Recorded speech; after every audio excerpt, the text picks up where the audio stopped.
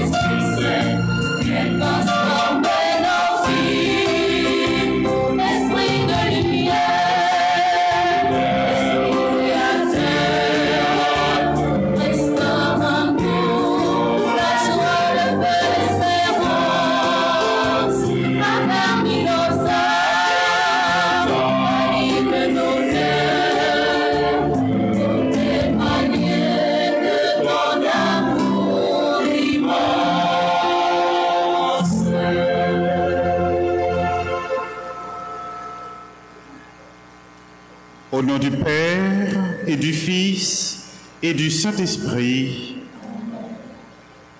la grâce de Jésus le Christ, notre Seigneur, l'amour de Dieu le Père et la communion de l'Esprit Saint soient toujours avec vous. Et avec votre esprit.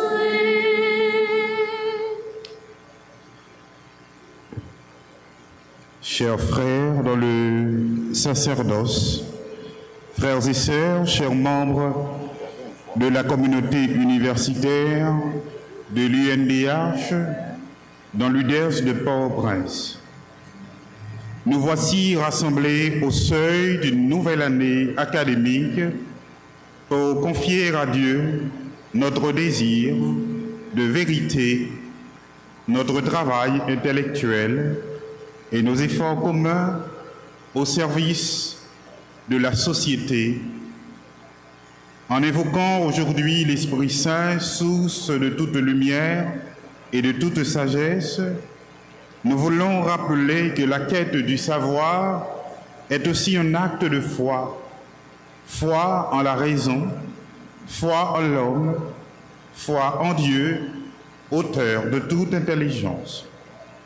Préparons-nous à la célébration de l'Eucharistie en reconnaissant que nous avons péché. Je confesse à Dieu Tout-Puissant, je reconnais devant vous, frères et sœurs, que j'ai péché en pensée, en parole, par action et par omission. Oui, j'ai vraiment péché. C'est pourquoi je supplie la bienheureuse Vierge Marie, les anges et tous les saints, et vous aussi, frères et sœurs, de prier pour moi, le Seigneur notre Dieu. Que Dieu Tout-Puissant nous fasse miséricorde, qu'il nous pardonne nos péchés et nous conduise à la vie éternelle. Amen. Yeah.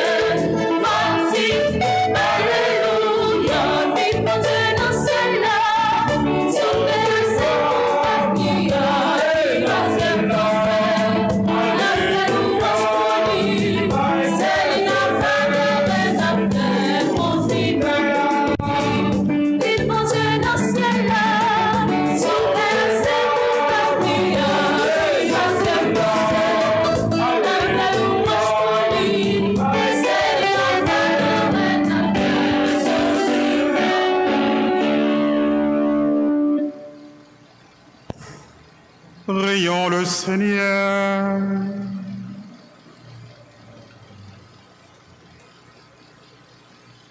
Seigneur Dieu, tu as instruit les cœurs de tes fidèles par la lumière de l'Esprit Saint. En lui, donne-nous d'apprécier ce qui est juste et d'éprouver toujours la joie de son réconfort. Par Jésus-Christ, ton Fils, notre Seigneur, qui vit et règne avec toi dans l'unité du Saint-Esprit, Dieu pour les siècles des siècles.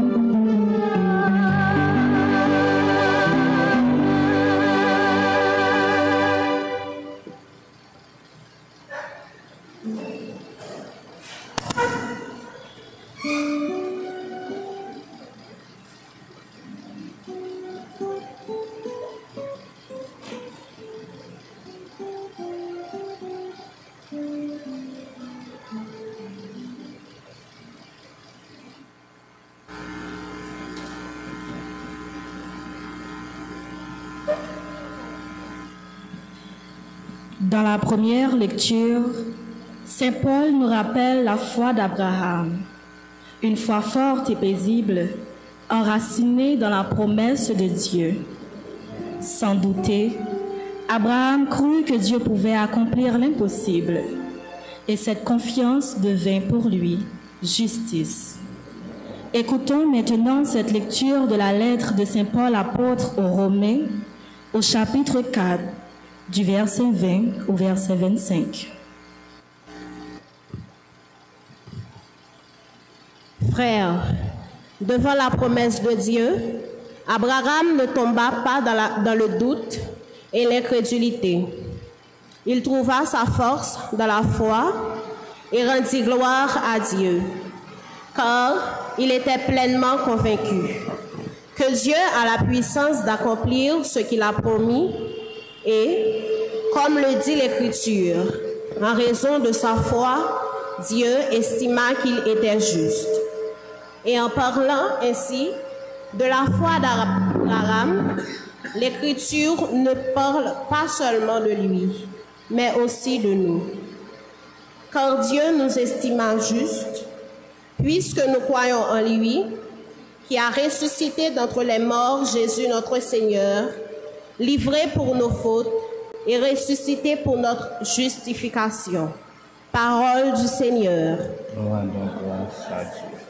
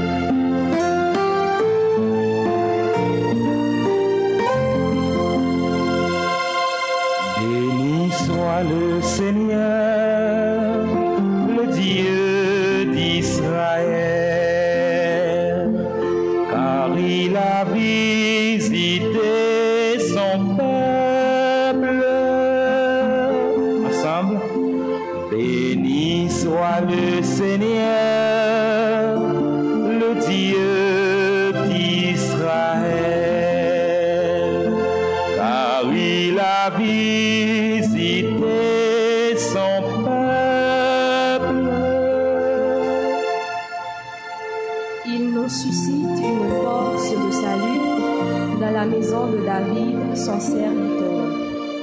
Comme il l'a dit par la bouche des saints, ceux d'autrefois, ses prophètes. Béni soit le Seigneur,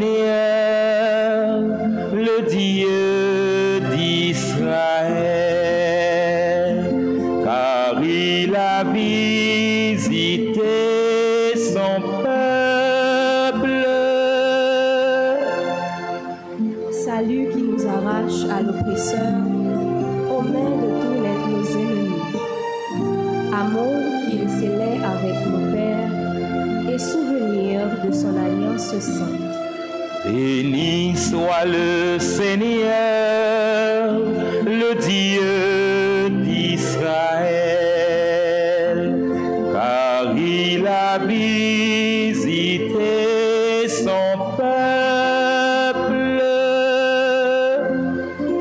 serment juré à notre père Abraham de nous donner qu'affranchis de la crainte et délivrés des mains de l'oppresseur, nous le servions en justice et sainteté devant sa face tout au long de nos jours.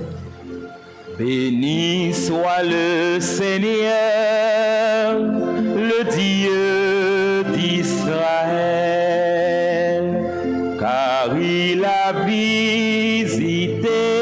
son peuple. Béni soit le Seigneur, le Dieu d'Israël, car il a visité son peuple.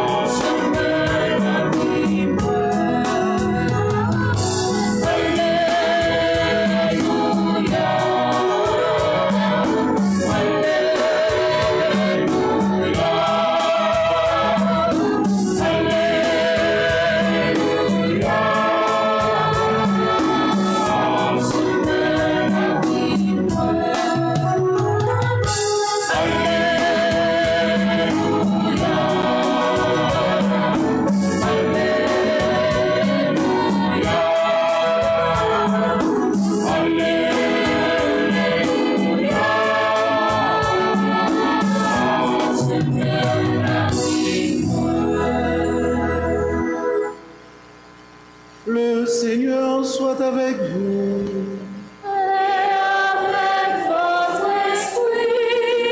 Proclamation de la bonne nouvelle de Jésus-Christ selon saint Luc.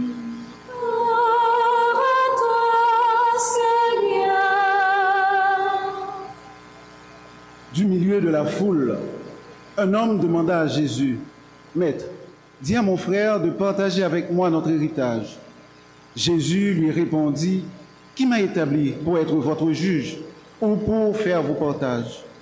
Puis, s'adressant à la foule, « Gardez-vous bien de tout apprêter au gain, car la vie d'un homme, fût-il dans l'abondance, ne dépend pas de ses richesses. » Et il leur dit cette parabole. Il y avait un homme riche dont les terres avaient beaucoup rapporté. Il se demandait, « Que vais-je faire ? Je ne sais pas où mettre ma récolte. » Puis il se dit, « Voici ce que je vais faire. Je vais démolir mes greniers, j'en construirai de plus grands, et j'y entasserai tout mon blé et tout ce que je possède.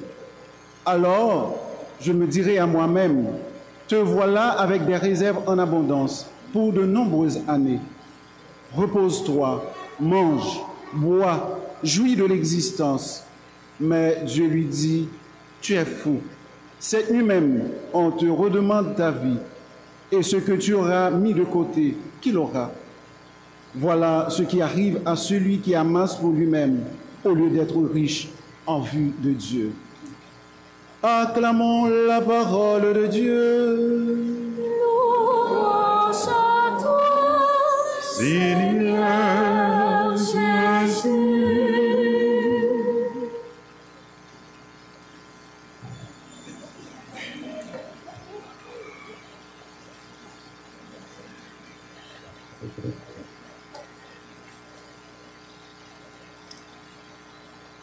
Chers membres de la communauté notre-damoise, frères et sœurs bien-aimés, nous voici rassemblés au seuil d'une nouvelle année universitaire sous la motion de l'Esprit Saint pour demander que la lumière de Dieu éclaire nos intelligences et enflamme nos cœurs. Cette messe à l'Esprit Saint, encore nouvelle dans la culture de l'UNDH à Port-au-Prince, est appelée à devenir le signe visible d'une communauté universitaire qui prie ensemble avant de s'investir dans l'activité de pensée, qui s'unit en vue d'un agir commun et qui se met d'abord à l'écoute de Dieu avant de tracer ses routes. L'évangile de ce jour, la parabole du riche insensé, nous place d'emblée devant un paradoxe redoutable. Un homme intelligent, croit-il, prospère, organisé, et pourtant qualifié d'insensé par Dieu, parce qu'il confond accumulation et accomplissement. Cette parabole, mes chers amis, sœurs et frères, simple en apparence, contient l'une des plus hautes leçons de sagesse biblique. La vie ne se réduit pas à ce que l'on possède, ni même à ce que l'on sait. Cette parabole nous invite à un discernement radical. Que faisons-nous de nos richesses, de quelque nature qu'elles soient, des biens ou des connaissances? Sommes-nous des sages, des savants, des sachants ou des insensés? Et si Jésus s'adressait aujourd'hui non plus à un riche paysan, mais à un chercheur, à un enseignant, à un étudiant, bref, à l'un de nous? Alors, la question serait la même. Ce soir même, on te redemande ton âme. Et ce que tu as appris, enseigné, accumulé, à quoi cela servira-t-il? Cette Eucharistie, sœurs et frères, qui marque le moment symbolique le plus significatif de notre rentrée universitaire, nous invite par cette parabole de Jésus à réfléchir sur la vocation universitaire ou sur la vocation de l'université. Comprenons alors que cette vocation ne consiste pas simplement à transmettre ou à accumuler un savoir, mais à servir la vérité, à la chercher humblement, à en vivre dans la fidélité à Dieu et à l'homme. L'université, dans cette perspective, n'est pas un marché du savoir, mais un lieu appelé à devenir une école de sagesse. En ce sens, frères et sœurs, chers membres de la communauté de l'Université Notre-Dame à Port-au-Prince, la parabole de Jésus nous prévient contre la tentation de l'autosuffisance. L'homme riche n'est pas considéré comme insensé parce qu'il possède de grands biens, mais parce qu'il s'enferme dans sa possession. Il ne sait parler ni à Dieu, ni à autrui, mais seulement à lui-même. Il se parle à lui-même et vit pour lui-même. Il est l'image de l'homme moderne devenu propriétaire de son monde et de toute intelligence. Il en invente même une, l'intelligence artificielle. Pourtant, il est étranger à la source de toute intelligence. Dans son enfermement, son autosuffisance, non seulement le riche insensé nie Dieu, mais il l'oublie. Et c'est là la pire de ses fautes. Il vit comme si Dieu n'existait pas. Cet oubli, mes frères et sœurs, cet oubli de Dieu est aussi possible dans le monde du savoir, car il existe une idolâtrie intellectuelle, subtile, raffinée, qui consiste à faire du savoir un absolu. On oublie presque, toujours, quelquefois, qu'on ne possède pas la vérité comme on possède un champ ou une maison. On est saisi par elle, on y participe. Toute connaissance authentique est ainsi ordonnée à la vie, à la communion, à la charité. L'insensé biblique n'est pas l'ignorant, mais celui qui sépare l'intelligence du cœur, la science de la conscience. Il incarne ce que Benoît XVI appelait dans son discours de Ratisbonne une raison qui est sourde au divin, c'est-à-dire une raison qui ne veut plus s'ouvrir à la question du sens, qui ne reconnaît plus la dimension morale ni spirituelle de la vérité. Ainsi comprise, la parabole du riche insensé devient une parabole du savoir. Elle dénonce l'illusion d'une connaissance qui ne sait plus servir, mais qui se replie sur elle-même, d'une science sans sagesse, d'une intelligence qui n'écoute plus la parole, c'est-à-dire le Verbe divin. La mission de l'université est précisément de combattre cette tentation. Elle ne se limite pas à transmettre des compétences, elle forme des intelligences capables de vérité, des esprits ouverts à la totalité du réel.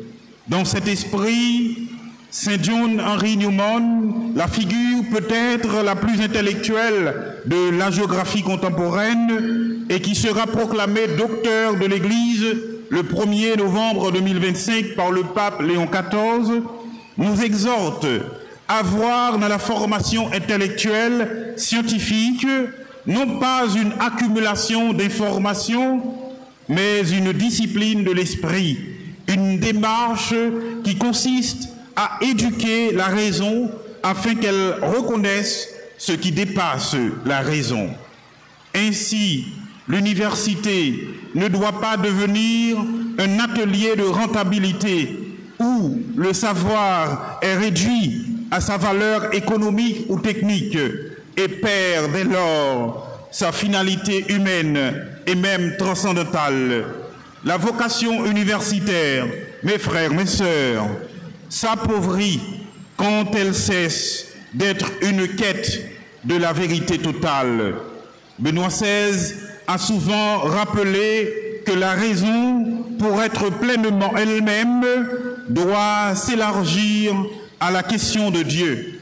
Il ne s'agit pas de s'imposer en tant que foi, en tant que connaissance de la révélation de Dieu, mais la foi doit éviter que la raison ne s'atrophie.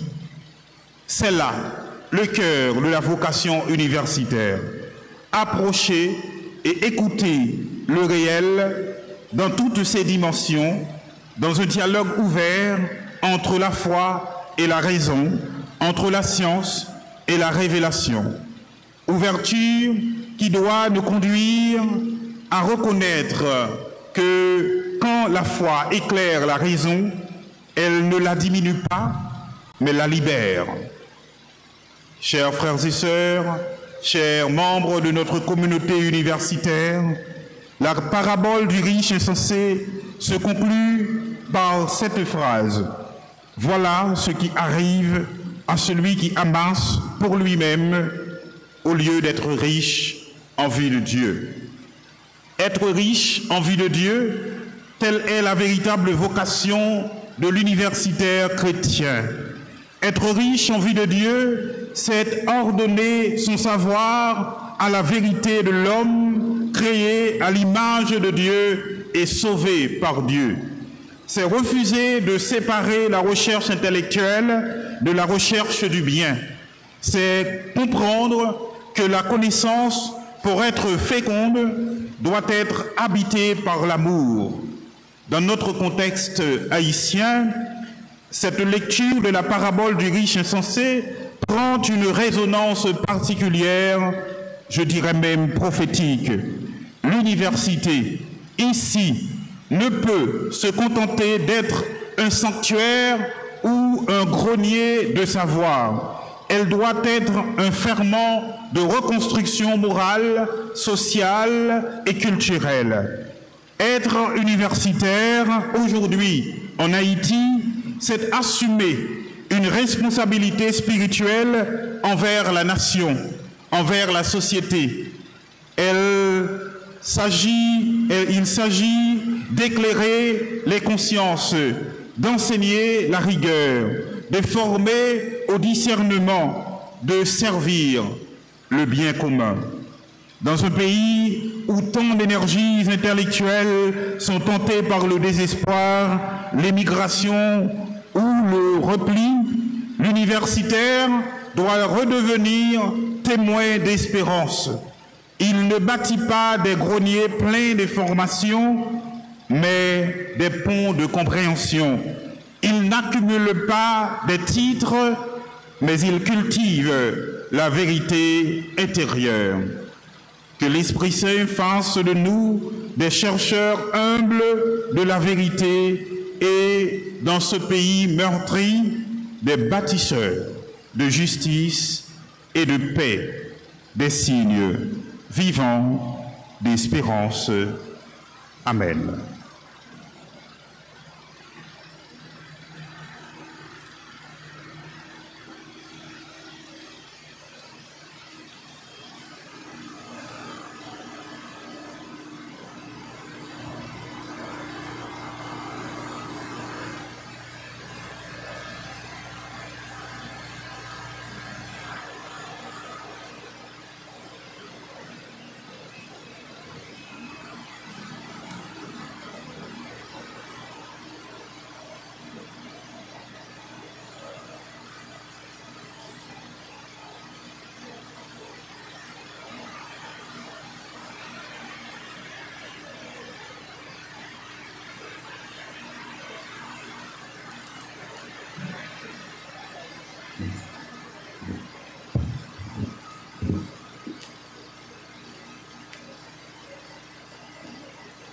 Frères et sœurs, unis dans la foi et dans la joie de cette rentrée universitaire, levons-nous et adressons à Dieu nos humbles prières.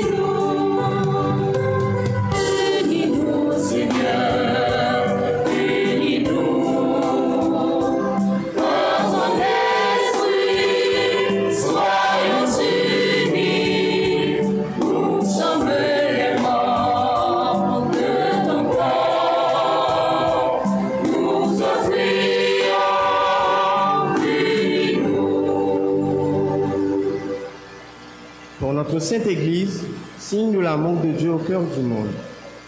Que le Seigneur soutienne le pape Léon XIV, notre archevêque Monseigneur Max Leroy-Mésidor et ses auxiliaires, ainsi que tous ceux qui servent fidèlement le peuple de Dieu.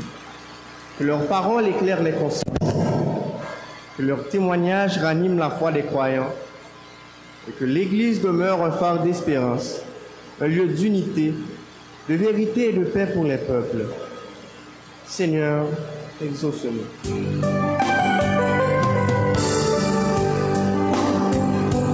Unis-nous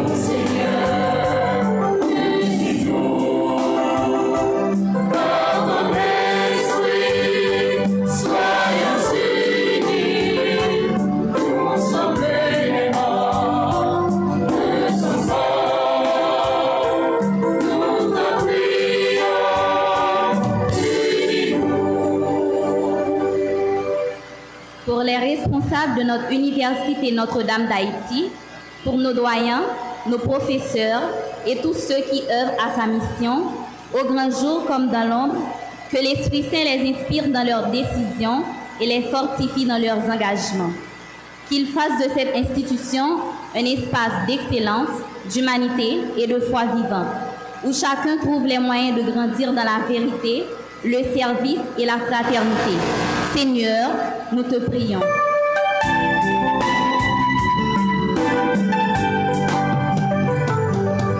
Unis-nous, Seigneur, unis-nous. Par ton esprit, soyons unis. Nous sommes les morts de ton corps. Nous te prions, unis-nous. Pour les étudiants et leurs familles, pour tous ceux qui confient à Dieu leurs espérances en cette nouvelle année universitaire.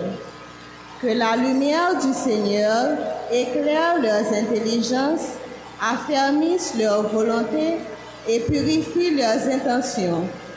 Que cette année soit un temps de fécondité, de fraternité et de foi, où la recherche du savoir s'unisse toujours à la quête du vrai, du beau et du bien. Seigneur, écoute-nous.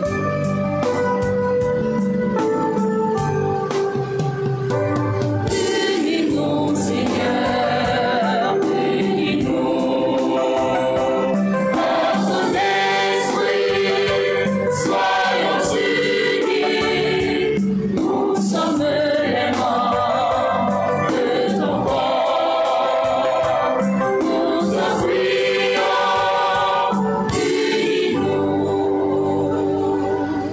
Pour ceux et celles qui traversent la maladie, la solitude, l'épreuve ou la perte de l'être cher, que l'Esprit Saint leur apporte consolation, courage et paix intérieure. Que notre communauté sache être pour eux un soutien fraternel et un signe de la tendresse de Dieu au cœur de leur souffrance. Seigneur, écoute nos prières.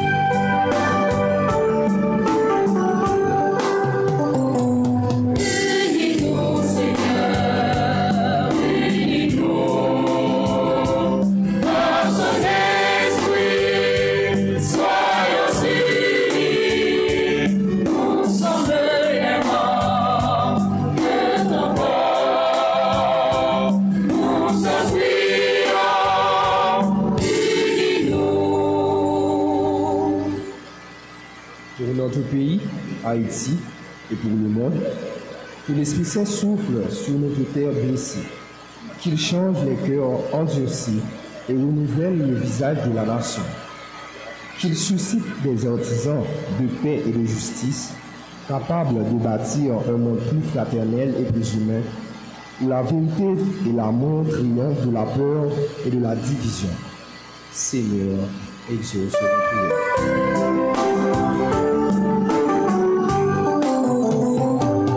Unis-nous, Seigneur, unis-nous.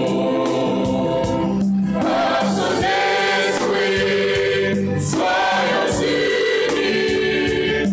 Nous sommes les morts de ton corps. Nous te prions, unis-nous.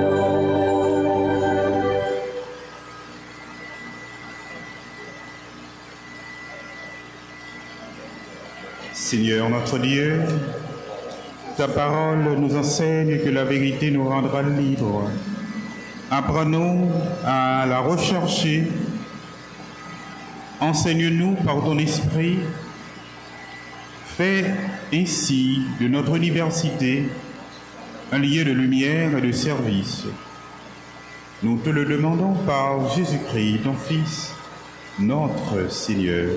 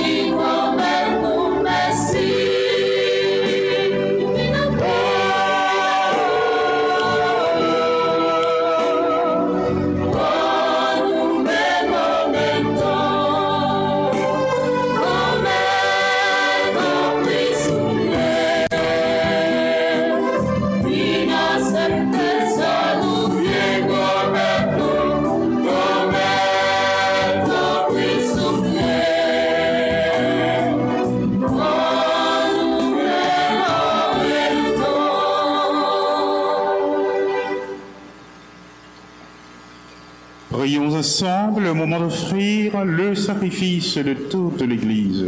Pour la gloire de Dieu et le salut du monde. Sanctifie, Seigneur, notre offrande, et par la lumière de l'Esprit Saint, viens purifier nos cœurs. Par le Christ notre Seigneur. Le Seigneur soit avec vous. Et avec votre esprit. Élevons notre cœur. Nous le tournons vers le Seigneur. Rendons grâce au Seigneur notre Dieu.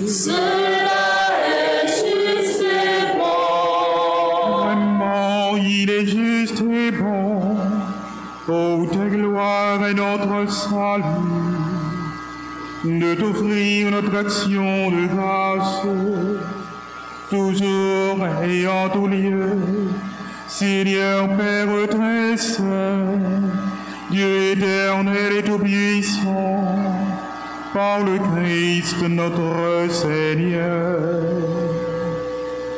Il est monté plus haut que les cieux, il siège à ta droite, et c'est lui qui répand sur tes enfants d'adoption l'Esprit Saint qu'il avait promis.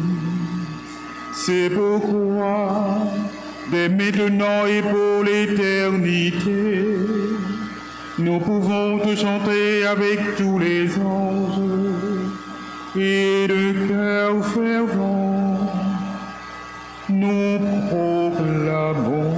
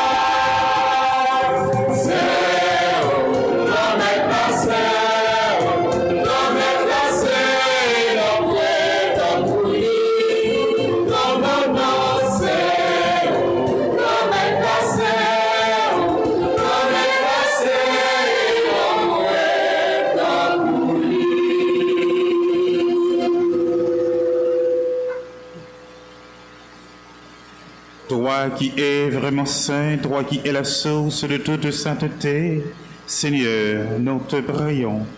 Sanctifie ces offrandes en répandant sur elles ton esprit, qu'elles deviennent pour nous le corps et le sang de Jésus, le Christ, notre Seigneur. Le Jésus accepté souffrit pour propre volonté folle, Jouyo trahila, libre payant, li dirou merci, li cassé li bail baptisant lio, li digno. Angèle donne tout, réellement vrai, ça c'est comme moi, ma paille pour nous.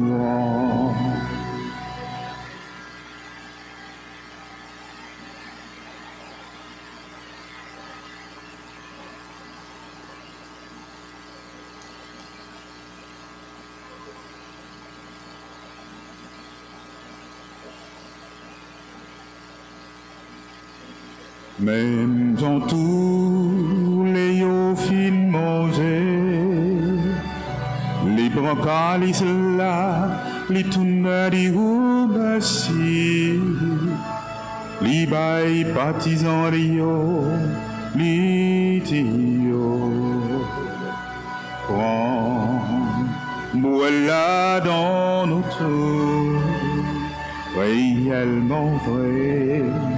Ça c'est sans moi, c'est sans l'autre contrat qui va là pour tout temps, c'est sans qui va le couler pour nous à pour tout le monde, pour pardonner péché. Fais ça pour nous songer moi.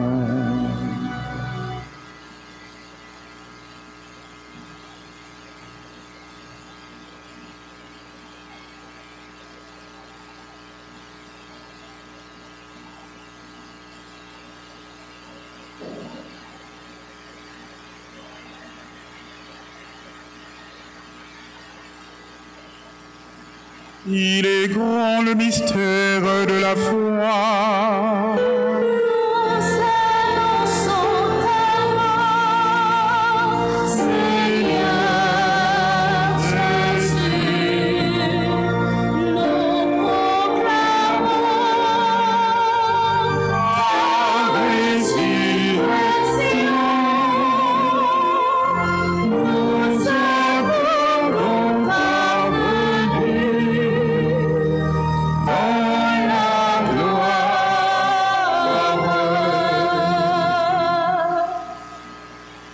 En faisant ainsi mémoire de la mort et de la résurrection de ton Fils, nous t'offrons, Seigneur, le pain de la vie et la coupe du salut, et nous te rendons grâce car tu nous as estimés dignes de nous tenir devant toi pour te servir.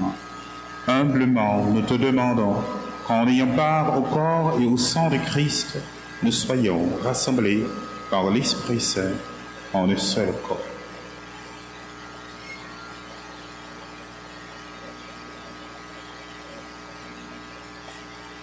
Souviens-toi, Seigneur, de ton Église répandue à travers le monde. Fais-la grandir dans ta charité en union avec notre pape Léon, notre archevêque Marceau Amésidore et ses auxiliaires, l'ensemble des évêques, les prêtres, les diacres et tous les consacrés.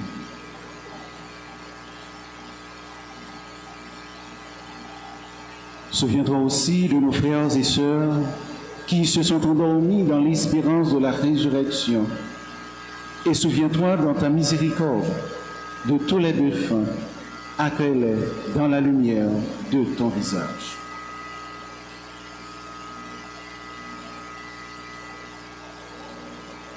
Sur nous tous, enfin, nous implorons ta bonté. Permets qu'avec la Vierge Marie, la bienheureuse Mère de Dieu, avec Saint Joseph, son époux, les apôtres et tous les saints qui ont fait ta joie au long des âges, nous ayons part à la vie éternelle et que nous chantions ta louange et ta gloire par ton Fils Jésus le Christ.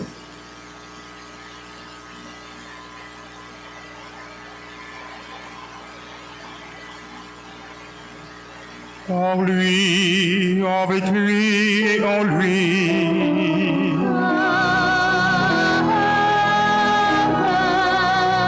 À toi, Dieu le Père Tout-Puissant, dans l'unité du Saint-Esprit.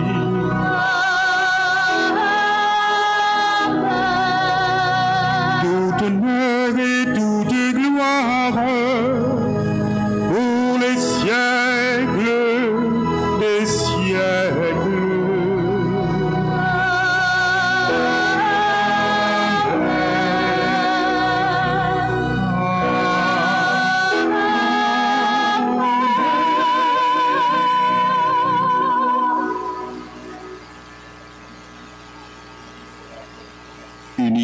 dans le même esprit, l'esprit qui nous conduira vers la vérité tout entière, l'esprit du Père et du Fils, l'esprit de lumière, nous pouvons dire avec confiance la prière que nous avons reçue du Sauveur. Notre Père, qui es aux cieux, que ton nom soit sanctifié, que ton règne vienne, que ta volonté soit faite sur la terre comme au ciel. Donne-nous aujourd'hui notre pain de ce jour. Pardonne-nous nos offenses, comme nous pardonnons aussi à ceux qui nous ont offensés. Et ne nous laisse pas entrer en tentation, mais délivre-nous du mal. Délivre-nous de tout mal, Seigneur, et donne la paix à notre temps. Soutenus par ta miséricorde, nous serons libérés de tout péché, à l'abri de toute épreuve, nous qui attendons que se réalise cette bienheureuse espérance, l'avènement de Jésus-Christ, notre Sauveur.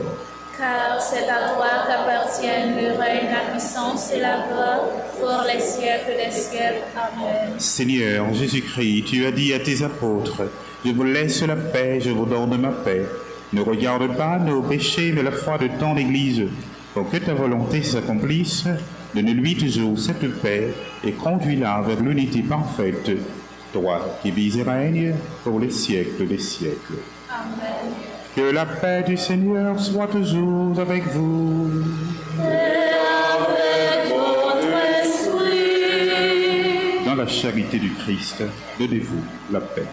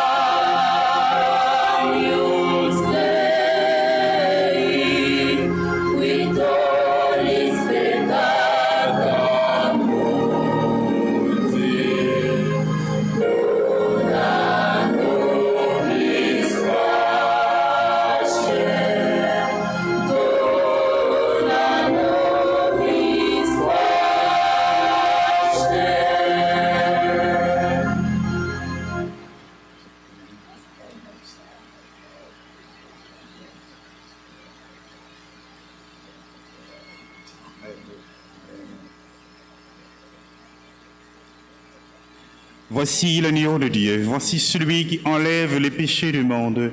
Heureux les invités au repas des noces de l'agneau. Seigneur, je ne suis pas digne de te recevoir, mais dis seulement une parole et je serai guéri. Le corps et le sang de Christ.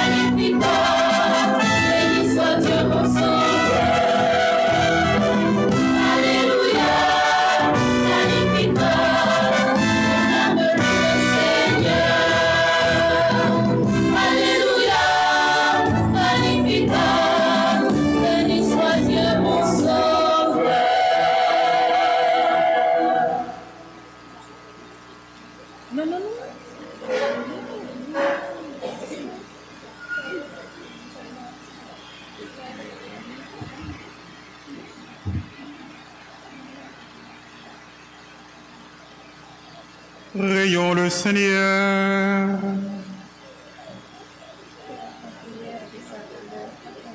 Que ton Esprit Saint, Seigneur, se répande dans nos cœurs et les purifie, qu'il leur donne de porter du fruit en les imprégnant comme une rosée. Par Jésus-Christ, ton Fils, notre Seigneur.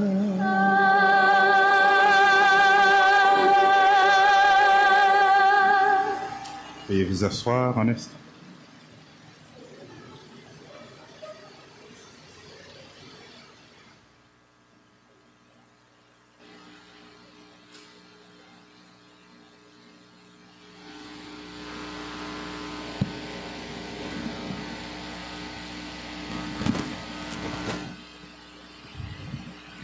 Chers confrères, chers doyens, chères doyennes, chers vice-doyens, distingués chefs de département, chers membres de notre communauté universitaire à Notre-Dame à Port-au-Prince, voilà une nouvelle année académique qui s'ouvre devant nous, avec ses défis, avec ses problèmes et ses tracas peut-être, mais nous le savons surtout avec notre volonté d'avancer, avec notre force d'âme, avec notre confiance, notre enthousiasme, notre solidarité, avec notre espérance en l'avenir et surtout avec la force de Dieu en nous. Ce matin, nous sommes venus puiser à la source divine pour trouver des forces neuves, pour entamer et longer cette nouvelle année académique. Le Seigneur est disposé à nous remplir de forces neuves. Nous aussi, nous sommes disposés à les accueillir. Les forces neuves sont de toutes sortes. Elles sont multiples. Et j'en connais une qui a déjà un nom, un visage, une silhouette. C'est le Père Birbec Plaisir, que j'invite à se mettre debout. Une force neuve que nous accueillons à l'UNDH à Port-au-Prince par votre applaudissement.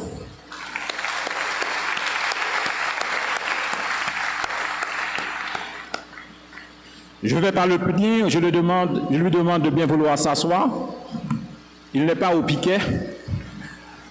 Père Birbec est frère émoulu revenu de Rome, détenteur d'un doctorat en sciences sociales, particulièrement spécialiste en communication sociale. Ça, c'est un grand titre.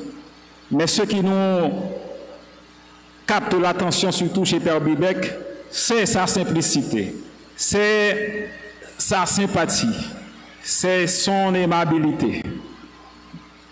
D'abord, il va commencer à travailler avec nous au niveau de l'aumônerie. Durant l'absence de Père Casimir, nous faisons un coucou à distance à Père Casimir qui est à l'étranger pour quelque temps. Lui, Père Birbec, il assurera pour nous l'animation de l'aumônerie. Pour commencer, il aura certainement autre charge à venir. Mais je vous le dis, il est non seulement compétent, mais tout aussi aimable que le bon Père Casimir, que vous aimez beaucoup. Donc nous disons bienvenue à Père Birbec parmi nous. Il peut être sûr de notre collaboration, de notre amitié, de notre soutien et de notre solidarité. Bienvenue, Père Birbec.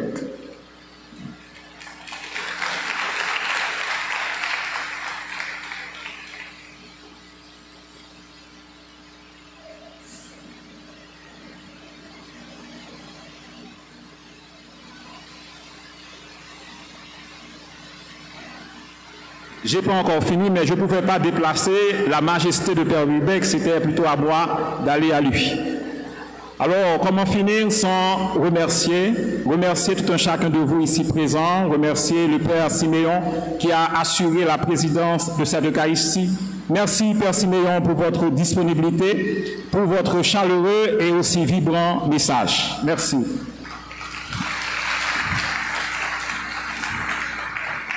Merci aux confrères qui ont concélébré, merci surtout à la chorale qui n'a pas donné une belle prestation, mais qui a vraiment professionnalisé en tant que chorale. L'animation a été très brillante, très discrète et très belle. Bravo.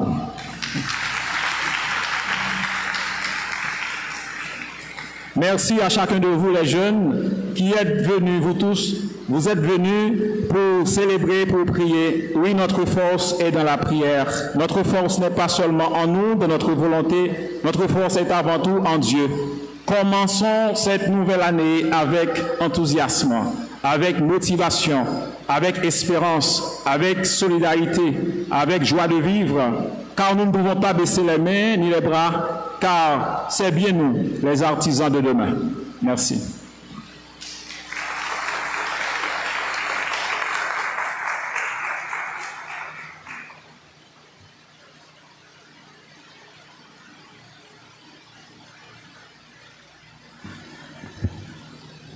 Alors, le Père Freux a tout dit pour clore cette célébration en termes de paroles humaines. Et ce que j'aurais à ajouter en tant que Dax, directeur académique et président de cette célébration eucharistique, c'est surtout de remercier d'une manière particulière, sans reprendre les mots du Vreux, du vice-recteur, remercier d'une manière particulière ceux qui sont mes collaborateurs les plus directs à l'Université Notre-Dame, c'est-à-dire les doyens, doyennes, vice-doyens et vice-doyennes.